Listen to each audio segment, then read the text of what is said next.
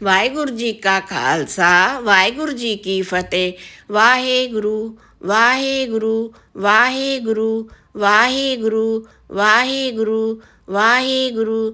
धन गुरु नानक देव जी, धन गुरु नानक देव जी, धन गुरु नानक देव जी। पेंडे खान। एक दिन इस्लाम खान ने नेतृत्व में एक कुछ पठानों ने करतारपुर में गुरु से मुलाकात की और उनसे उन्हें अपनी सेना में भर्ती कराने का अनुरोध किया। वह संख्या में 26 थे। गुरु ने एक एक करके उनका साक्षात्कार लिया और उन्हें अपनी सेना में भर्ती कराया।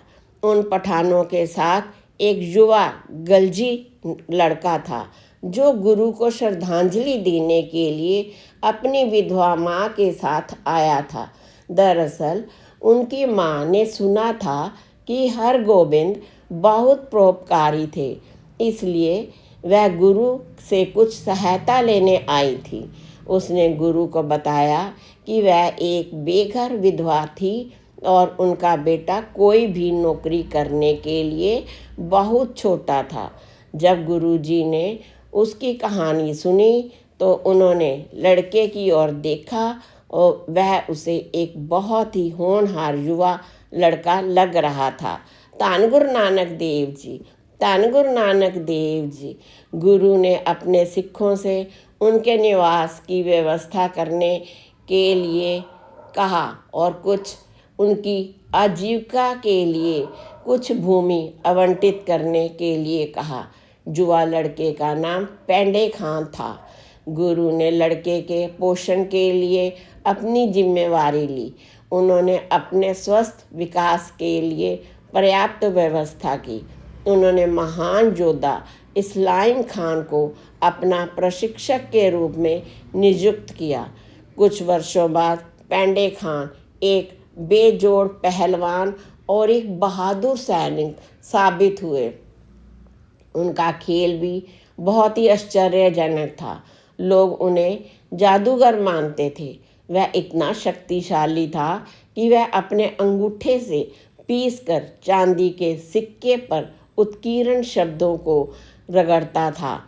वह अपनी हथेली से सिक्के को मोड़ भी सकता था। धन गुरु नानक देव जी, धन गुरु नानक देव जी।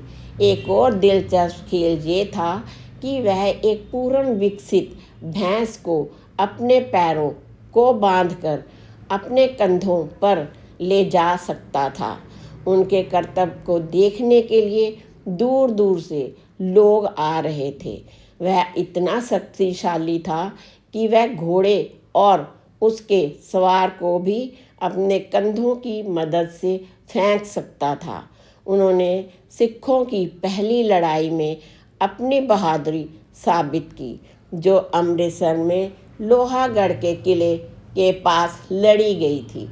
वह किले के बाहर आया और मुगल सैनिकों को कुचल दिया। मुखलास खान ने सहयोगी दीदार अली को एक शक्तिशाली प्रहार के साथ मार डाला। तब मुगल सेना उनके सामने ऐसे दौड़ी जैसे वे भेड़ बकरियां हों। गुरु ने उस युद्ध में दिखाई गई उनकी बहादुरी के लिए उनकी बहुत प्रशंसा की, लेकिन इस प्रशंसा ने उन्हें दंभी बना दिया। वह इतना अहंकारी हो गया था कि उसने यहाँ तक कह दिया था कि गुरु ने उसके कारण युद्ध जीता था। यही कारण था कि गुरु ने उन्हें अन्य 2 लड़ाइयों में नहीं बुलाया। चौथी लड़ाई जो गुरु जी को लड़ने में के लिए मजबूर होना पड़ा, वह पेंडे खान के आज विश्वासघात के कारण थी। वह गुरु के संरक्षण को भूल गया और एक झटके में के लिए पागलबाज गुरु का प्रबल दुश्मन बन गया।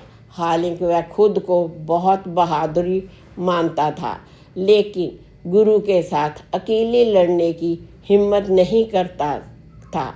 इसलिए उन्होंने लाहौर के गवर्नर से मुलाकात की और गुरु के खिलाफ शिकायत की।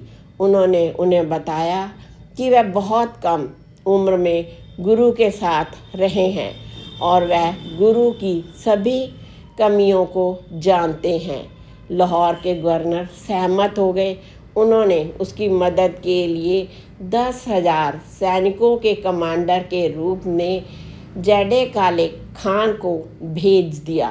धन गुरु नानक देव जी, धन गुरु नानक देव जी। भयंकर लड़ाई में काले खां मारे गए थे। वह पेंडे खान ने देखा कि काले खां मारा गया है तो वह खुद गुरु से लड़ने आया था। जब गुरु ने अपने सामने पेंडे खां को देखा तो उन्होंने कहा, दर्दे दे खान, आइए, आपको पहले हमला करने की अनुमति है। पेंडे खान ने एक गंभीर प्रहार किया, लेकिन गुरु ने इसे अपनी ढाल पर ले लिया। तब गुरु ने फिर से उसे आक्रमण करने के लिए कहा। इस बार पेंडे खान ने गुरु पर इतने शक्तिशाली बल से हमला किया कि ढाल पर वार करने वाली तलवार के 2 टुकड़े हो गए। धन गुरु नानक देव जी, धन गुरु नानक देव जी। पेंडे खां अपने घोड़े से उतर गया और अपने घोड़े को उखाड़ फेंकने के लिए गुरु की ओर बढ़ गया, लेकिन गुरु ने पेंडे खां के सिर पर अपनी ढाल मारी और वह वहीं होश खोकर नीचे गिर गया।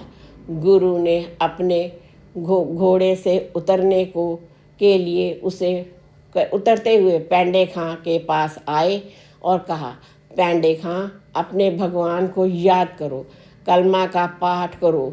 पेंडे खां ने कहा, आपका परोपकार मेरा कलमा है, और मर गया। ऐसा कहा जाता है कि पेंडे खां की मृत्यु पर गुरु बहुत भावुक हो गए थे। गुरु ने उसकी ढाल निकाली और उसे धूप में छाया प्रदान करने के लिए अपने चेहरे पर रखा। धन गुरु नानक देव जी, धन गुरु नानक देव जी, धन गुरु नानक देव जी, धन गुरु नानक देव जी, धन गुरु नानक देव जी, धन गुरु नानक देव जी। माता कौलान रुस्तम खान नाम के काजी की बेटी थी। वह बहुत बुद्धिमान और बौद्धिक थी। जब उसने अपनी प्रारंभिक शिक्षा पूरी की तो काजी ने उसे उच्च शिक्षा के लिए सैन मियां मीर के स्कूल में भर्ती कराया। वह सैन मियां मीर के पवित्र व्यक्तित्व से बहुत प्रभावित थी। उसकी महान भक्त बन गई। वह उसे सिख गुरुओं और उनके भजनों के बारे में बताता था। सैन मियां मीर बहुत ही सुरीली आवाज़ में गुरुओं के भजनों को सुनाया करते थे। माता कोलान को भजन पसंद थे और वह अपने घर में पवित्र भजनों का पाठ भी किया करती थी।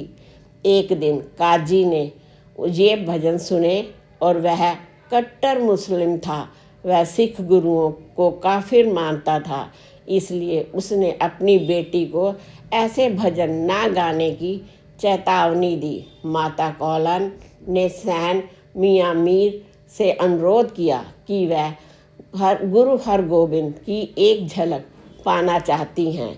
एक बार जब गुरु सैन मियां मीर से मिलने गए थे तब माता कौलान को गुरु का दिव्य चेहरा देखने का सौभाग्य मिला। वह इतनी प्रभावित हुई कि वह खुद को दुनिया की सबसे धनी महिला मानती थी। वह अपने मंत्रमुग्ध हो गई। वह अपने मुंह से एक शब्द भी नहीं बोल सकी। सैन मियां मीर ने गुरु को सिख धर्म के लिए लड़की के प्यार के बारे में बताया। उन्होंने गुरु को ये भी बताया कि उन्होंने गुरु नानक के भजन बहुत मधुर आवाज़ में गाए हैं। धन गुरु नानक देव जी, धन गुरु नानक देव जी। गुरु ने उसे आशीर्वाद दिया और कहा, तुम बहुत भाग्यशाली हो। जो भी भगवान की प्रशंसा में गाता है उसे परम आनंद की प्राप्ति होती है। एक दिन माता कौलान अब इतनी भावुक हो गई कि उन्होंने तेज आवाज़ में दिव्य भजन गाना शुरू कर दिया। वह भूल गई कि काजी घर में मौजूद था।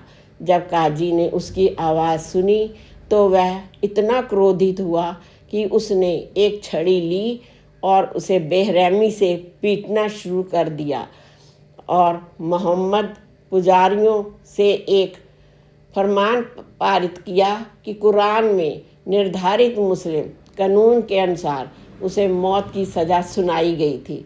जब उसकी माँ ने इसके बारे में सुना तो उसने अपनी बेटी को सैन मियाँ मीर के स्कूल में भेज दिया। उसने उसे मौत की सज़ा के बारे में भी बताया। सैन मियाँ मीर अच्छी तरह जानते थे कि माता कोलन गुरु हरगोबिंद की कस्टडी में सुरक्षित रहेंगी, इसलिए वह उसे अमृतसर में गुरु के पास ले जाता है। वह अमृतसर पहुँचे और गुरु हरगोबिंद से मिले। उन्हें कोलान के बारे में सब कुछ बताया। गुरु ने उनसे कहा कि सैन जी चिंता ना करें, उन्हें ठीक से समायोजित किया जाना चाहिए। अगले दिन गुरु ने उसे हरमंदिर साहब के पास एक घर में आवंटित किया। उसने उसके भोजन और कपड़ों की व्यवस्था की। उसकी मदद करने और कंपनी देने के लिए एक महिला परिचारक को भर्ती किया गया था। वहाँ कोलान अपनी इच्छा के अनुसार गुरुओं के भजनों का पाठ करने के लिए स्वतंत्र थी। एक दिन माता कोलान ने अपनी दासी से पूछा कि वह गुरु के निवास देखना चाहती है। दासी मान गई और वह उसे गुरु के महल में ले आई। वहाँ जब उन्होंने हरगोबिंद के प्यारे बच्चों को देखा तो वह उनके साथ खेलने के लिए बहुत प्रसन्न हुई। उसने पूरा दिन उनके साथ बिताया, लेकिन जब वह अपने घर लौटी तो वह बहुत दुखी हो गई। वह गुरु की संतानों के बारे में बार बार सोच रही थी। धन गुरु नानक देव जी, धन गुरु नानक देव जी। उनके मन में एक छिपी हुई इच्छा पैदा हुई कि वह भी एक बच्चे की माता हो। जब एक दिन गुरु हरगोबिंद माता कोलान को देखने आए तो वह उनके उदास चेहरे को देखकर आश्चर्यचकित हो गया। जब गुरु ने उससे उदासी का कारण पूछा तो उसने बताया अपनी इच्छा के बारे में। यह सुनकर गुरु ने कहा, ये बच्चे जन्म लेते हैं और मर जाते हैं, लेकिन हम आपको एक अमर पुत्र देंगे। उसने उससे कहा उसके नाम पर उसके घर के सामने एक सरोवर का निर्माण किया जाएगा। इस सरोवर को कौलसर के नाम से जाना जाएगा। ये सुनकर माता कोलान को बहुत खुशी हुई। धन गुरु नानक देव जी, धन गुरु नानक देव जी, धन गुरु नानक देव जी, धन गुरु नानक देव जी, धन गुरु नानक देव जी। वाहिगुरु जी का खालसा, वाहिगुरु जी की फतेह।